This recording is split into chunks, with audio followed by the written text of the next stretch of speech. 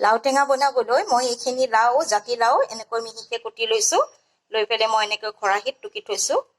আৰু মই লৈছোঁ এইখিনি মই কণ বিলাহী লৈছোঁ। আৰু মই লৈছোঁ 1 ফুটা নহৰু এনেকৈ খুন্দি লৈছোঁ। আৰু কেইটামান জলকীয়া, পকা জলকীয়া আৰু কেঁচা মই মিলাই পেলাই লৈছোঁ। আৰু আপোনালোকে বিলাহী নিজৰ আন্দাজ মতে দিব, যোনে যিমান বেছি টেঙা খায় সেই অনুপাতে দিব।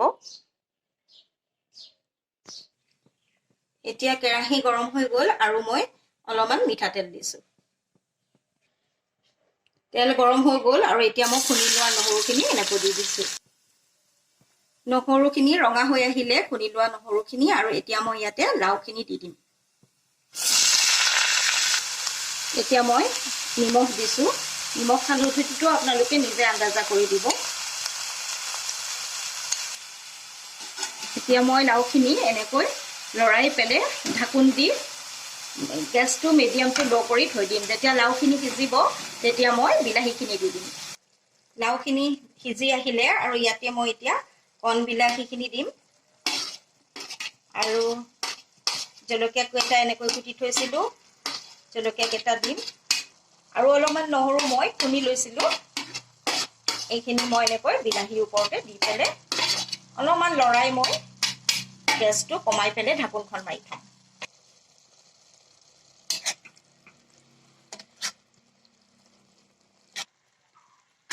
বিলাহীখিনি লাওৰ লগত গলি গ'ল। এতিয়া মই এইখিনি এনেকৈ লৰাই ইয়াতে পানী দি দিম।